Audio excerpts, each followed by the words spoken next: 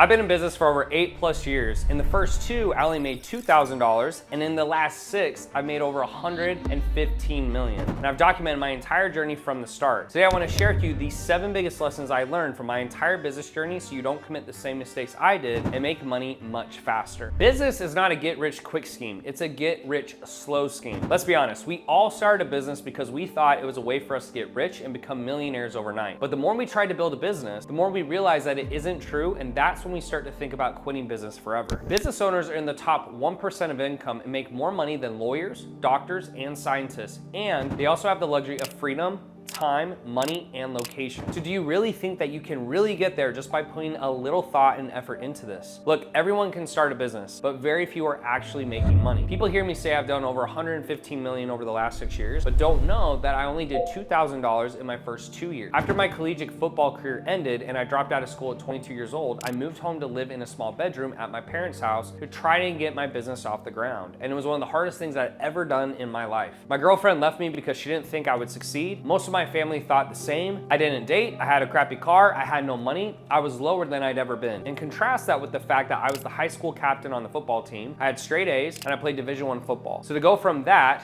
big man on campus, to that, living at home, was very hard. And it really made me question who I was and if I was worth something. And during those unsuccessful years, I was still working as hard as ever, and that's what makes it so tough. When you are putting in all the hours, making all the effort, making all the sacrifices, and still getting nothing out of it, it's a hard pill to swallow. Imagine if I was going through all that and only putting in a half-ass effort. Do you think I would have finally broken through and made what I made today? Probably not. Can you imagine moving back home to your parents and being ashamed to date girls because you knew you'd have to tell them you lived with your mom and dad? Or not being able to go out with friends because you simply couldn't afford it? When you go to my IG, all you see are my wins. Me traveling the world, me buying stuff for my family, going out to fancy restaurants, and even buying a Lamborghini. What you don't see is the small, consistent wins that accumulated every single day for the past 6 years of my life. The endless nights when I was all alone in my parents' small room learning how to grow a business after working a 9-to-5 job. I'd wake up at 5 a.m. and go all day until bedtime, hoping that one day my hard work would pay off. Now, most people have no idea what I go through on a day-to-day basis. Even today, I live more like a monk, but I work like I'm broke. But before you ever start a business and start learning about leads, sales, marketing, and fulfillment, you need to do this one important thing. If you do this thing, it will never matter what you try to learn because you will end up sabotaging yourself. That one thing is belief. You have to believe that you can do it and you can actually win. Believing is everything because your brain has the power to create and destroy. When you start to believe something, your brain will do everything in its power to help turn that belief into reality. So play the long game. You may not get there the first year or the second year or even the third year like me, but if you believe and keep going, you will get there. If you're gonna be in business for the long term, you must change how you think about losses. Every business has expenses, and so you must treat your losses as a business expense. When I'm in business, I don't expect myself to always win.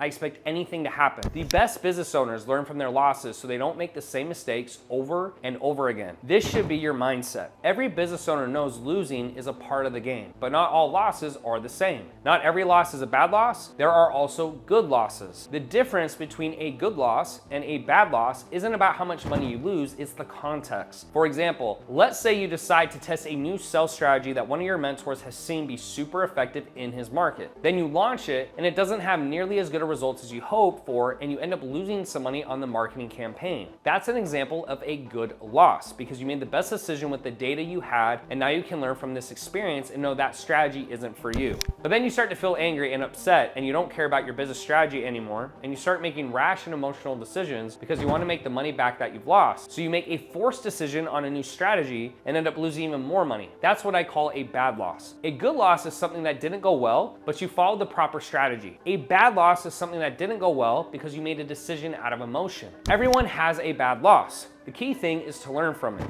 In fact, some bad losses can be some of the most valuable lessons because they are the most painful. Use pain to your advantage. It can be a great teacher. For me, I only started paying attention to bad losses after I lost $100,000 in a day. The pain was so painful, I realized I had to change the way I thought about business. You're always gonna lose in business. That's just the reality. But if you can learn from it and change your behavior, that is a win.